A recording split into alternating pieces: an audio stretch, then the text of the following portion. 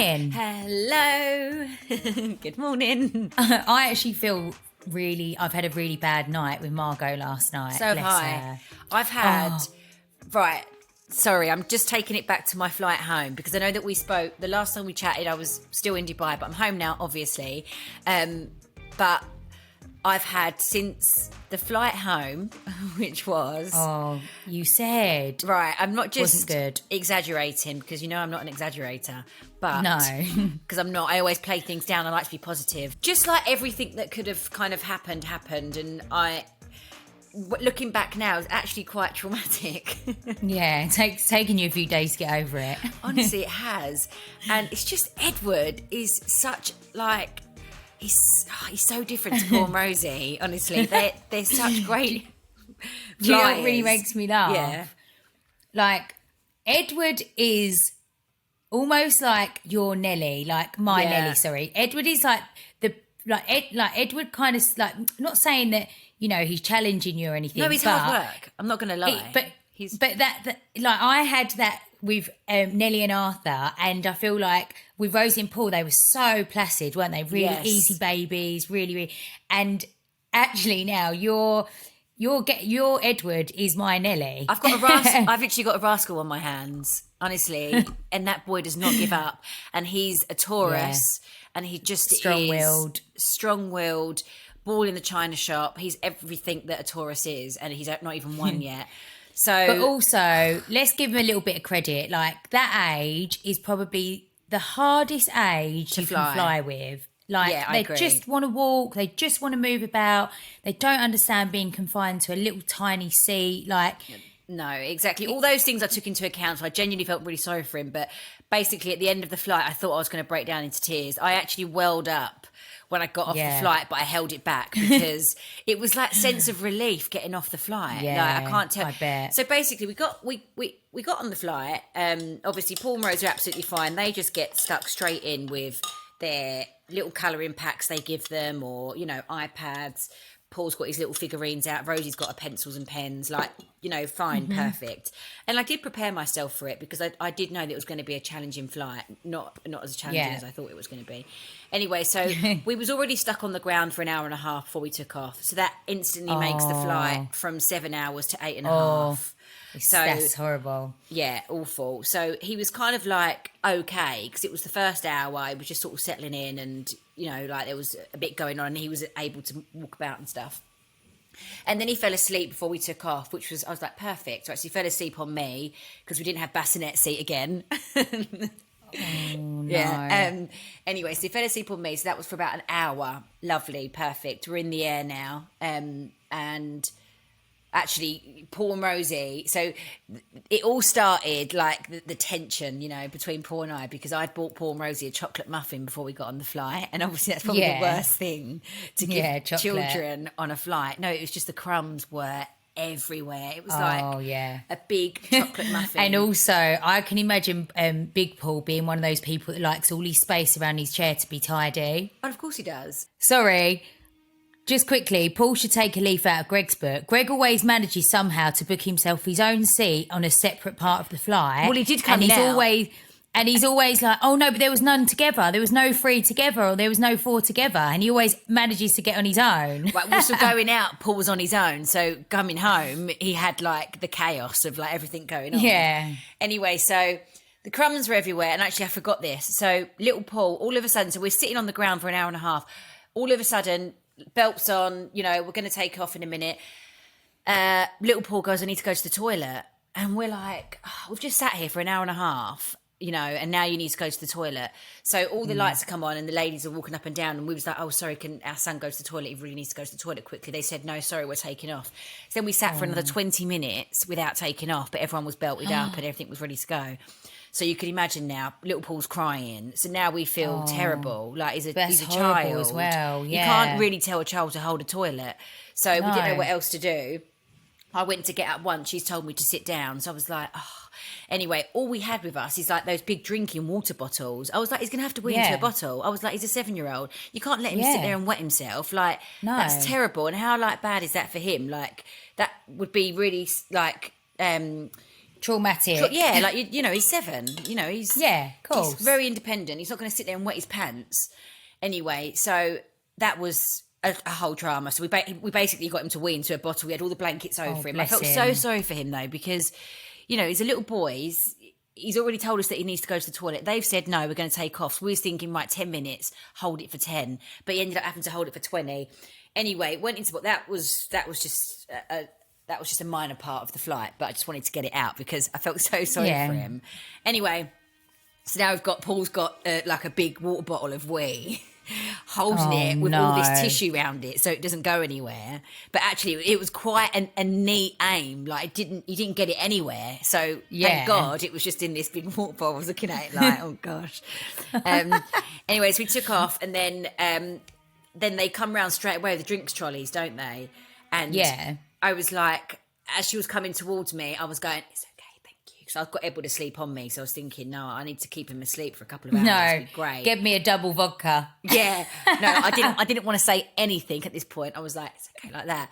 And then she's leant down. Sorry, do you want a drink? Like, it was so loud. No. And because they have to speak louder to compensate for the noise of an aeroplane. Yeah, cool. Straight away, Edward shut up. Like that was it, like that. He shut up, and I was like, whatever. So I was thinking, right, okay, here we go. So now, obviously, as you know, he's just started taking his first steps. So that was it. The whole flight, all he wanted to do was be up and walking about. So we done that for about an hour, I think, up and down the aisles, walking, and then he just had a breakdown. Like, I'd say, so out of the 7 hours or 6.5 hours were in the sky, 5 hours of them, he was unsettled, crying, throwing himself around, shouting, stressed out. It was his ears? No, and I had him on and off the boob. He kept biting me. So, because he was frustrated. And I don't have, like, abundance of milk anymore. Like, I don't have that much milk. More comfort. So, and he must have bit me 4 times on the flight. So angry. I was at the end of my tether, I was in so much pain on my nipples. Mentally, I was like, didn't know what else to do. Luckily for me, obviously, I had a good cabin of people because no one actually said anything. Like, everyone just kind of got on with it. It was like, because you do worry, don't you? You're like, oh. You do, but I'd say probably most of the people on the flight might be parents themselves, but also, like, there's nothing you could do. They can see that you're trying to console him. Like, you're not just leaving him to run wild. I was trying everything. You can imagine, can't you? In the end, and obviously he's dairy-free, isn't he, at the moment, because of his eczema. Yeah. I was saying to them, what have you got? Give me anything. And they had, like, cheese and crackers. I was literally thinking, give me whatever you've got, because snacks keep him quiet.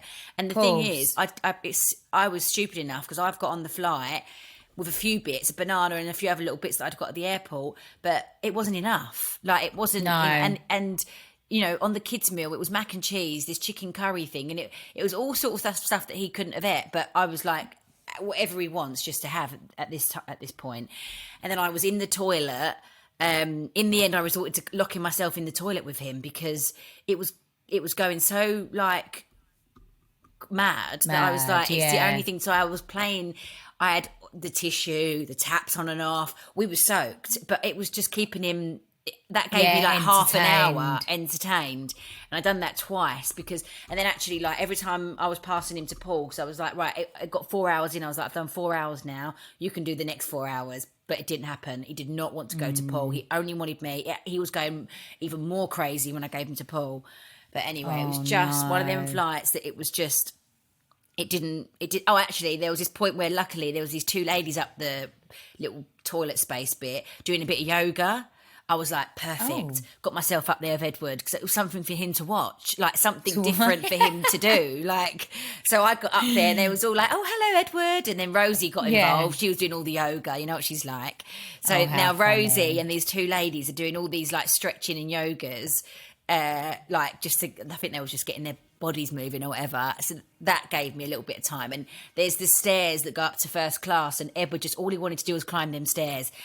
The air hostess must have said to me 5 times, can't climb the stairs, it's very dangerous. And it is, I get that. But, you know, telling an 11-month-old that's just started walking, all he wanted to do was climb the stairs into first class. Climb the stairs, yeah. Oh, my God, don't blame him. And it was funny, at the top of the stairs, there was like a bar and it was like all snacks and drinks. It was all colourful. And that's what he was looking at. You know, like I could see he wanted to get to the bar.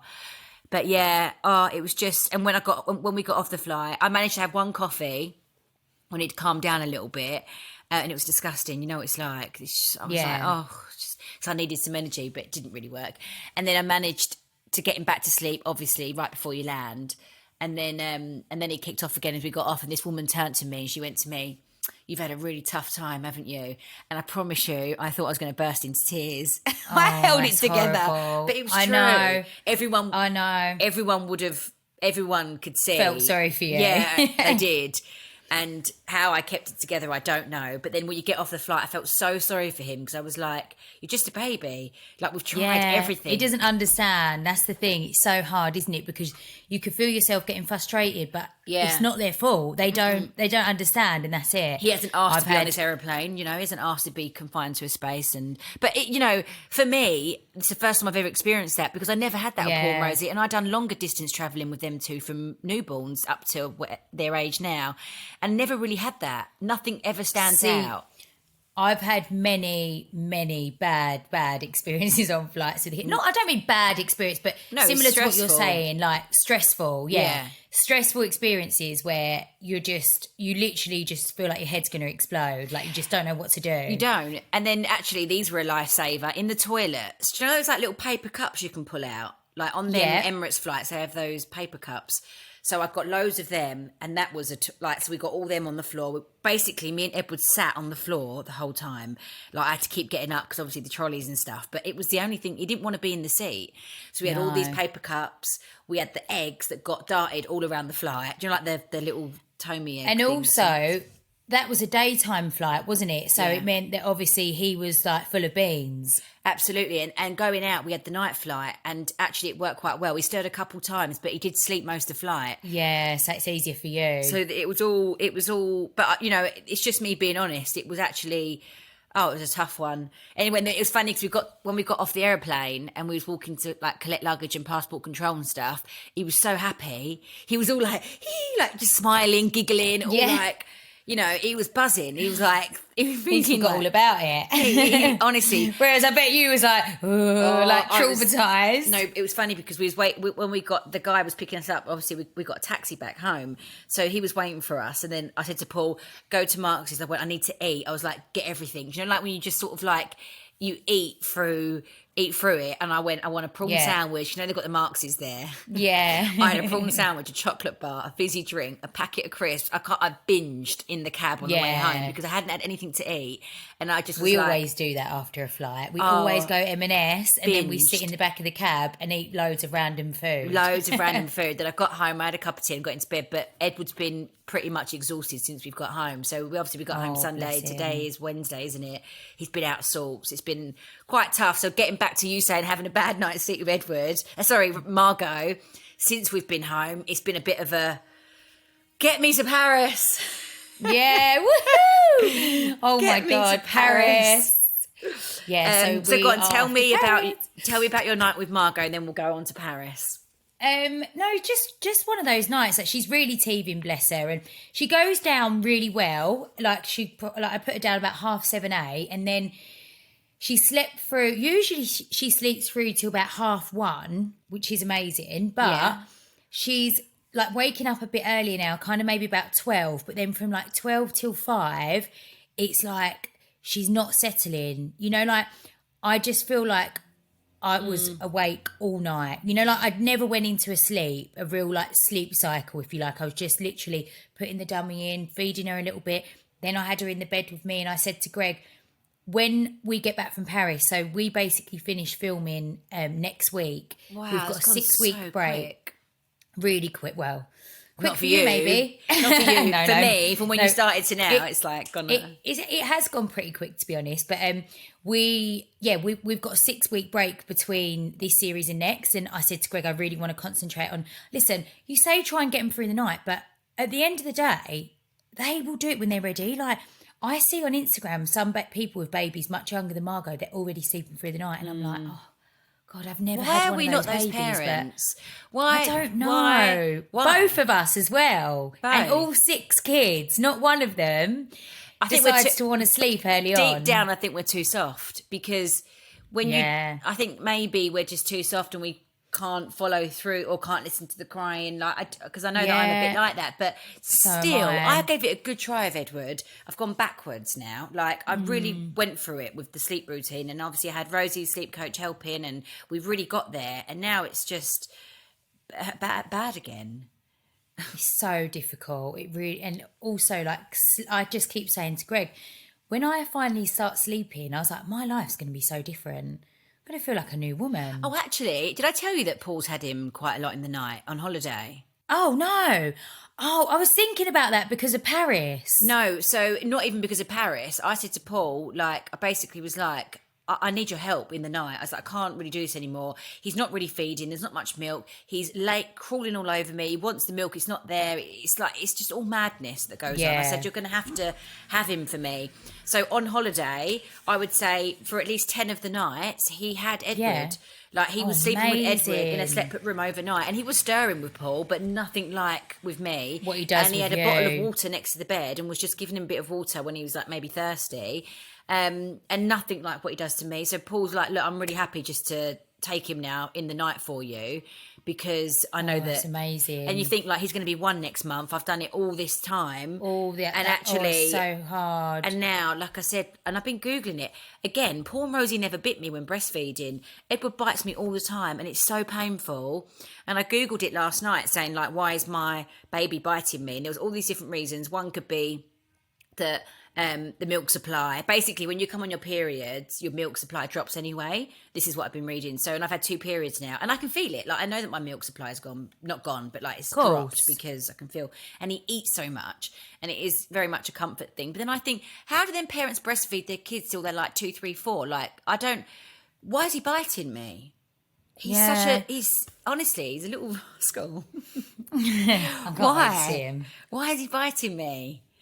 But it hurts. Anyway, so, so Paul's been having him in the night for me, which is obviously great because, this is funny because Paul went to me, hold on, so you're not taking Edward to Paris with you? And I was like, no. What? You know this. Did you only just realise that? Yeah, on holiday. He was like, what, so Margot and Edward aren't going? I was like, no.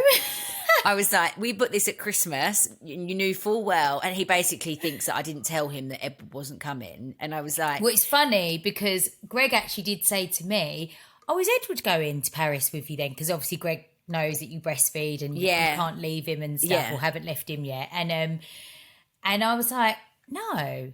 And he was like, because I thought you might have been taking Margot as well. And I was like, no, we've discussed this like...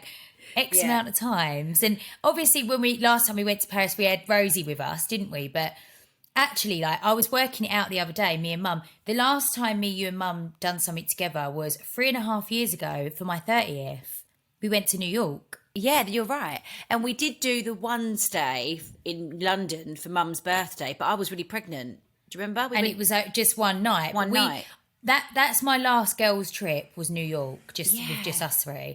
Although like obviously I am like a little bit, like I said to Greg this morning, I was like, I'm gonna have to FaceTime her loads in Margot, because obviously Margot will be 5 months Friday.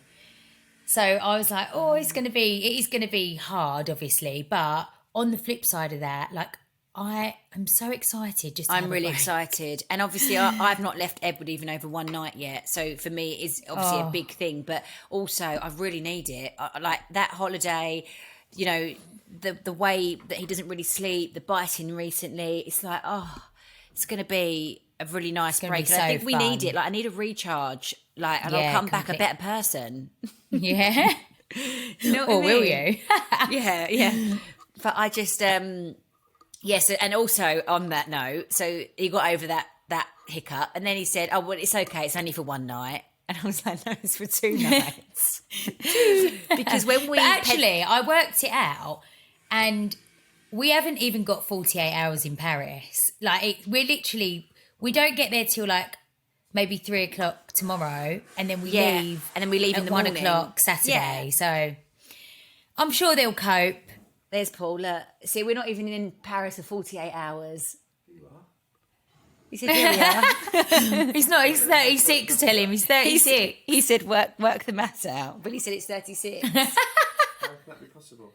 Because we leave first thing- don't get to Paris till 3:30. And then we're leaving at Oh, so 10. you're not counting your travelling. We're not He's counting got to count in travel the time difference. Anyway, Your train's at what time? what time did I train? Our 10:30. train leave Your 10:30. train time's on Saturday. 10:30. No, 1 o'clock. No, tell him the travel doesn't So it's count. actually more- Travel's not it's actually included. More than 48 hours. Travel's not included. You're such an amazing dad. Love you. No, so then, yeah. No, So au then, revoir. au revoir. She said, Au revoir. Billy said, au revoir. He's laughing. No, so. You know what? This morning, Greg found, so this is such a cliche, right? I sent it to your mum, but I've bought this beret. Anyway, I love such the beret. cliche for Paddy, but I just loved it. Actually, for our listeners, you should know that Samantha and I were both up sending each other photos, probably till about 10:30 last night, trying to sort out our Paris outfits because we are so You should disorganised. see the state of my room. Oh, same, stuff everywhere, glitter all on the carpet. Yeah, I've got Anyway, feathers so- everywhere. Yeah. So we was up till really late last night trying to organise our outfits once the kids were in bed, and sending each other. How many photos did we send each other of the outfits? So many. And I sent Samantha this photo of me and Mum, like on our family chat, of me in the beret with like this green suit and the shirt, and I actually look like Austin Powers. And then I replied, maybe you could try a body and then drape the blazer over, because it was only the shirt that was giving it Austin Powers vibes. And then this morning, the beret was on the like ottoman in my dressing room, and Greg walked in and went and put it on his head and was like, "Oh, français!" He was like, "Oh, au revoir." He was going, "I want to get a baguette," like literally in the beret. I was cracking up, and then Arthur had it on. They was all taking the mick out of my beret. Listen, that beret is going to make a it to the cliche. gram and get some hits. I definitely need. I'm packing it. I haven't actually sorted the outfit to go with, but you know, whatever, it's coming. Berets coming to Paris. But actually, we had a bit of a milestone this morning with Margot. What did she do? Say hi? So, hi. Well, I think she's like, I don't know. Margot seems quite advanced with a lot of things. Like she's very. I think Edward was the No, same as third well, and I child. do think it's because they have the other two, don't they? Well, this morning, so I'm doing Nellie's hair in the dressing room. I laid Margot on the carpet, doing Nellie's hair, and you know, like we're doing it in front of the mirror so I can see the reflection. All of a sudden, Margot's rolled over, like completely rolled over. No She's way. been trying now for Yeah. the last couple of weeks, I'd say. And Wow. she literally rolled straight over. So she was like, on her, "Oh was my she God." on her front and then rolled to her back or back to front? She was on her back and then rolled Wow, over to her see, front. that's She's been- harder as well. and because you know, like the arm gets caught, doesn't it? Yeah. At first, when they keep trying to do it, and then but she just done it and like flipped over like a little baby seal. Me and Nellie was hysterical. That's brilliant. Really, I went, "Oh, she's on the move now. That's it. Can't Oh, I leave can't her. wait to see her. So when we get back from Paris, I'm coming to yours on Sunday, aren't I? Because the kids are Yeah, off on Monday. amazing. Cannot wait to see her. She's looks so. Oh, I can't and wait to see all the obviously kids. on Instagram, all those little shouting noises that she's doing. It just Oh, it's hilarious. now She's from so that loud. that to one now is just going to go so quick. It's like when Do they you start know making what? them noises. I keep now this. I don't know if this is normal if mums do this, but I sometimes get in bed at night and I go back through like my Instagram of like things I posted or like when she was born, and I like to look and watch all the old videos of her, because in my head I still can't. I cannot process that she's gone from this tiny little baby I know. to and you know, like listen, I don't mean it's sad, but it is. Do you know what I mean? Yeah. Like I feel like, oh no, I just It want you to, and I is. feel like because she's probably going to be our last baby. Let's be Yeah. honest. I don't think we're going to go for another one. I don't think I And I am just- at this rate with my little, No. We call him, so you know in Mario, Bowser. Rugrat. We call him Bowser, Yeah. Bowser Jr. So Bowser's like, baby, Bowser's son. We nickname him Bowser because that's basically who he is. That's hilarious. Bowser. Yeah. But yeah, no, and I always look through all my old videos and photos of her because I don't know, you just feel like I don't want it to it just goes quick, doesn't it? No, honestly, I know this might sound a bit deep, but parenting is very emotional. Like, you go through all these stages, and like, for example, I was holding Paul last night in my arms. We was laughing, giggling. I got him when they go home from school. I take off their uniform, put their pajamas on, and I was holding him in my arms, like nuzzling into him, tickling him, saying, "Oh, look at my baby Paul." But he's massive. Yeah, Like, it was like a joke because I was like, "Look at the size of you. Like, if you lay him in the bath, he's like takes up the bath." Yeah. Like, honestly, I think when he's 10, he's going to be taller than me. Yeah, of course. Like, I think. I honestly think. I think that about Nelly. He's as well. literally like, he's just going to take over before you know it. It's really sad. But obviously, each stage is amazing. But like, you just look back and like, I'm so grateful for having Edward now because it's still like we've got babies in the family. Of course. But yeah. once they're grown up, like, then what? We have to wait till we're grandmas. Grandmas.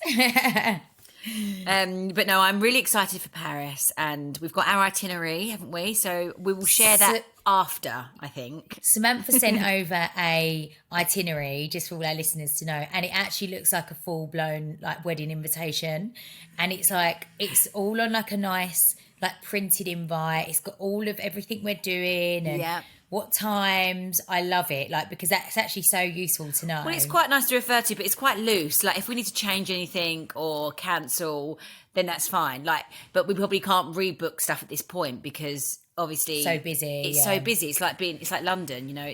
But I think the things that we've booked are, I think we're going to love it all. And I think, you know, in between those lunch and dinners, we can like roam around and go shopping. You know, like mooch about whatever we want to do. But the weather when we go, Thursday doesn't look great. Tomorrow doesn't look great, but actually Friday is like dry and 20 degrees. So like cloudy, but 20 degrees. So actually we don't need like big coats, you know, so that's quite good. Yeah. But we'll share everything next week on our pod about Paris, because I'm sure we'll have so many funny stories to tell you, especially if old Susie with us.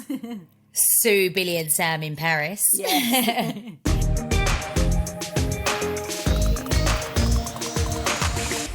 Oh, so the show's aired. Airing. So it's available now on ITVX. You can watch it like any time from this morning, and it airs like on ITVB at 9:00 tonight. So yeah, series has begun. I've had so many messages recently as well from people like in my DMs just saying, when does the show start again? And to be honest, there's not been much build up. Like, we haven't really. People are missing we've done like the odd things, but yeah, no, we're really excited. It starts tonight. It's a good series. I'd say it's probably been. This is being totally honest. Probably been one of the hardest series for me that I've had to film. Yeah. Just because, obviously, you know, they're filming everything, but it's like we're still adjusting to life as a family of 5. Margot's still, of course, you know, such a tiny baby, and I think that, you know, it's exhausting. Like, you're trying to do everything and there's and still film and still got the kids all the time. Like, it's exactly. so hard. And but it's all, you know, you see it all in the series. Like, I think, like we've said so many times on here before with the nature of our show, like, you have to be real, it's honest, and it's like, you know, the highs and lows of parenthood and family life, and there's loads of fun in it and holidays, and, you know, like our trip to Abu Dhabi, that's in it, and it's amazing. But there's also like a few scenarios as well, like, for example, Amsterdam, when Greg tried to book to go Amsterdam, about telling me, like, obviously they follow everything, like all of this sort of stuff. And sometimes you think, because obviously we do watch the show before it airs, you kind of think, oh God, like, did I sound like that, or what do I, you know, and you so self-critical, aren't you, of yourself? But then you kind of get past that, and actually, if we was all honest, we've probably all been there with a lot of the scenarios. And absolutely, that's why, you know, so many people say, I don't know how you do it. That's like the opening line when you speak to people about filming reality, right? Because that is the truth of it. You have to give everything, otherwise it wouldn't work. You wouldn't be filming now. What's it been? 7.5 years. You wouldn't be filming this long, get to this point, if you held back and kind of was, you know, very aware and didn't give your all and wear your heart on your sleeve. You have to give it all, and that's why it's been such a successful series and still going. Exactly. Yeah, no, I'm excited. I'm excited for the series. I'm glad now it's like like I say, next week we finish filming, and then we've got 6 weeks break between the next, like this series and the next. So What are your I'm gonna plans in that 6 weeks? to get my house done. And honestly, I'm going to work so hard just to try and make my house feel complete, and just like all the finishing off bits, like during filming, there's just like not really much time to do that. So that's going to be my goal. Get this house complete. I don't know if you can hear any noise in this house, but I can hear can you? drilling and We've got, we're doing 2 rooms at once, but one's upstairs, one's downstairs. So I feel like it's taken over the whole house, and they've like put dust sheets everywhere. Yeah. Like everywhere. So it's obviously that's can't be helped, but I just feel like I'm living in a building site. Yeah. Like it's So it's what tough. you having done? Bathrooms? But we're doing the first bathroom up there because we can't do the other 2 down there yet because we want to go up, and there's a reason why, I don't know. Anyway, so we're doing the main bathroom, the main family bathroom on the landing, and then the TV toy room. Amazing. And the bathroom's quite a big job because they have to rip it all out, like do all the floorboards. There's dust everywhere, you know. They're drilling away, pulling things out. We've had 2 skips, so it's been quite full on. But I'm really excited because the bathroom plan's been lingering around for ages, and it's like finally we're getting somewhere. You know, like everything takes so long. Yeah. Like I was saying to you does. about the kitchen. So the kitchen is being done finally now. We've got a rough date of September. So it's like at least I know now where we're at. Because when we do the kitchen, we've got to do the floor. We're doing all flooring, ripping up all the floor downstairs and doing new flooring. So when we do the kitchen, we're going to tie that in with the flooring because we're going to have to move out because it's going to be quite a big job. So like I'm like, right, hopefully by Christmas we'll be in a much better position. I think hopefully by Christmas the house, because obviously ours was very much cosmetic, we didn't have to knock walls down and stuff. It was more about redecorating throughout. So yeah, but yeah, it's like that's exciting though. I know, men everywhere, that is, noise. That's the hard. Like I've got a few workmen in my house today putting lights up and this and that, painting and decorating. I had to have sinks ripped out yesterday to be redone. Oh, just like it. No, it does. I know I've harped on about this now for probably 3 years and it's boring, but renovations don't happen overnight. Nothing does. It's just. Yeah, I think when I move, when I move, like in the future, we're to buy a new house. I don't think I could do what you've done, only because I've kind of lived it with you and the stress and the drama. Never. I think I'll just move into something done. I would never ever do what we've done again. Never. No. I mean, don't get me wrong. Like now we're so happy. We absolutely love it here. And it's lovely having somewhere that, you know, like everything's purposely built for something, like for what we need. Absolutely. Like, it's totally you've done it bespoke tailored to us. Yeah. Yeah. But I wouldn't do it again. No way, not a chance in hell. I mean, we're planning on staying here for a long time. Yeah, but of course. if we did move in the future, I would definitely move in somewhere that was maybe like if I had to do a few cosmetic tweaks, fine, but not like this. No way. Not a rebuild. No.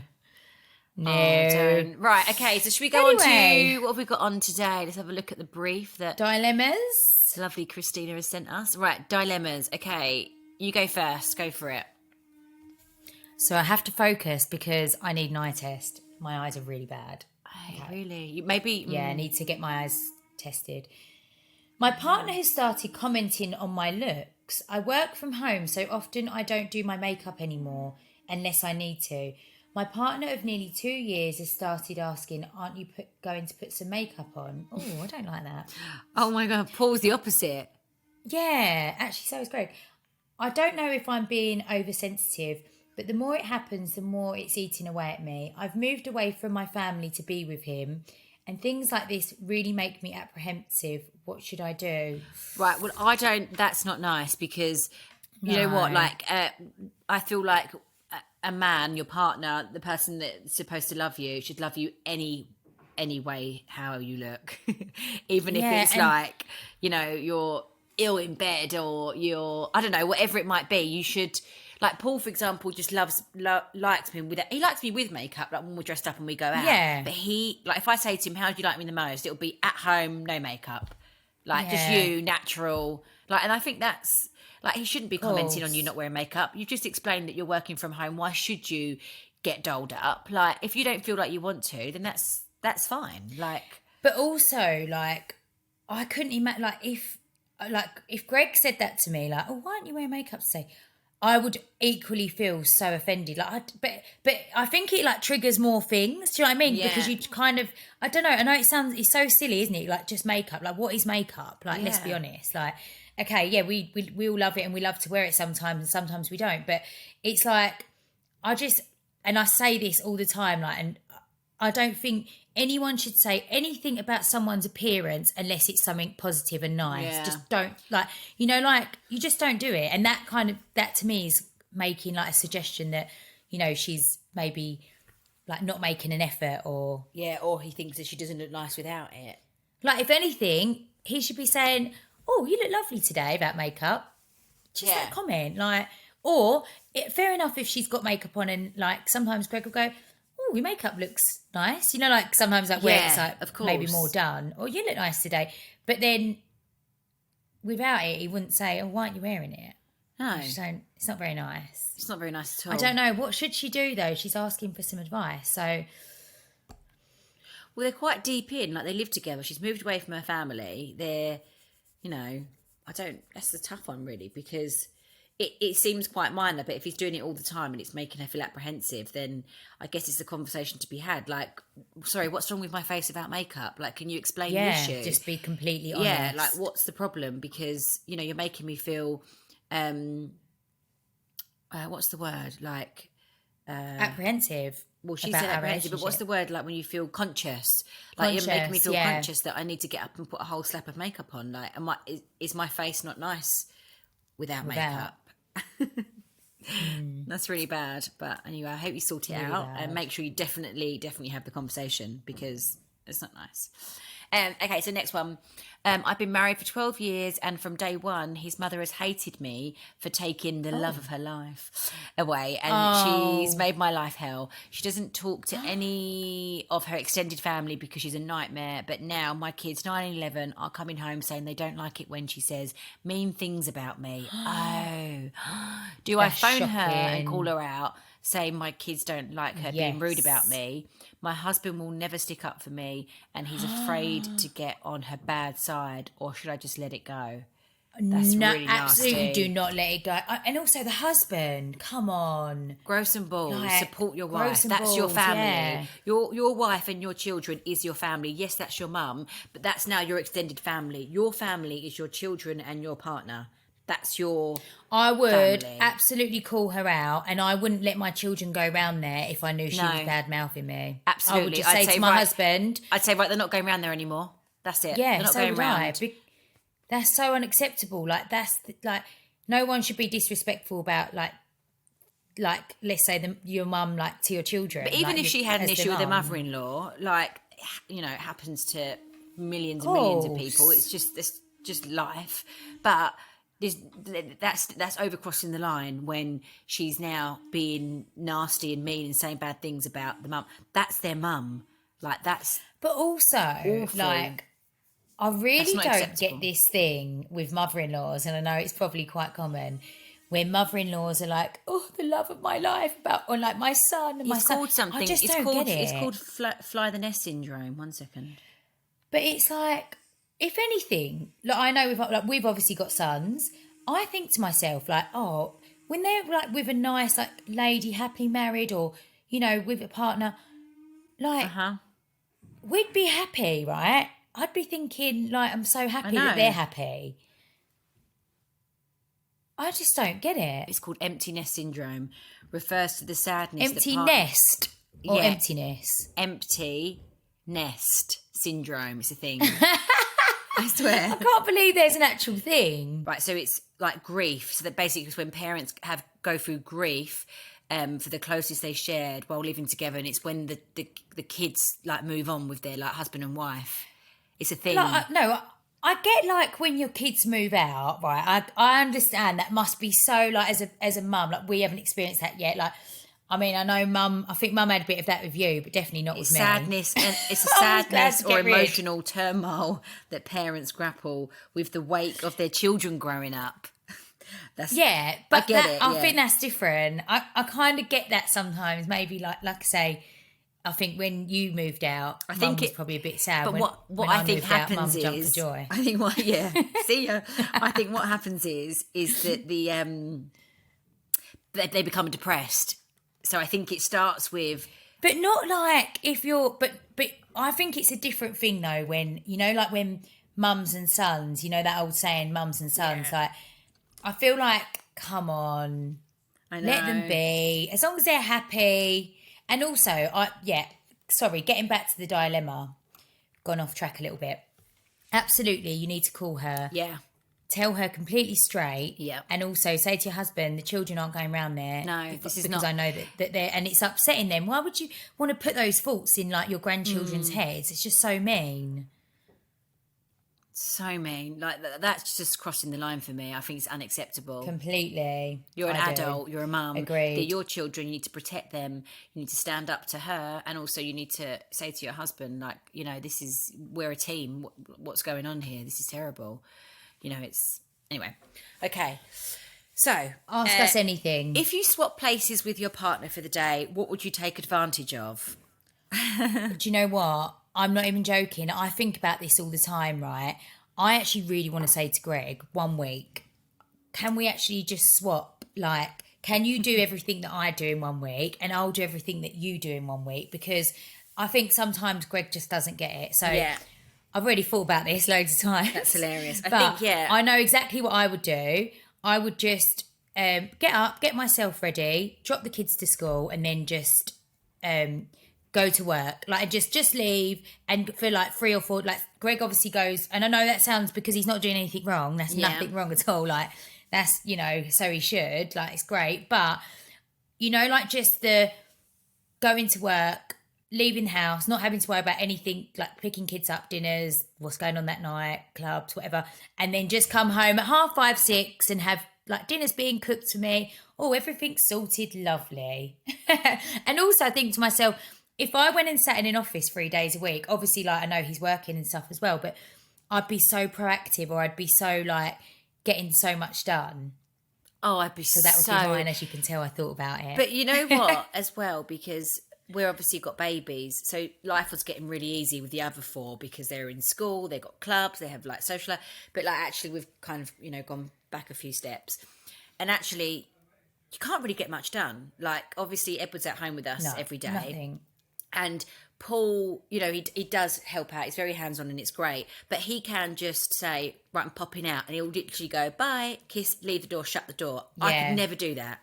Same. I just can't do that. Same. Like, literally yesterday, I went to get my nails done. I know it sounds ridiculous, but there was awful from obviously being away. And I was like, I want them nice for Paris. So it was like, right, I'm going to get my nails done. And yeah, it's 2 hours because toes, fingers, it's a long, you know, it's the thing. You know, I was getting messages like after about an hour and 15, how long are you going to be? When you're going to be back? Like, it's just, you know, and then last night we went for dinner with his brother. Fine, that's great. You do that. I'm going to Paris. I don't mind. You can do what you want for the next couple of days. But it's just like with us, it's just like so much more complicated to leave the front door. So true. Walk out the house is like a million things in your head. Like, I've got a million people to reply to. Like, it's just always, like, I just find like they're more relaxed and chilled. Do you know what I mean? It's like just a different life. Completely. What would you wear as a bride for a low-key registry office wedding? Right, so you should tell or we could use a picture on our Instagram. People can refer to it. I will. Post a picture out on the Sam and Billie show Instagram.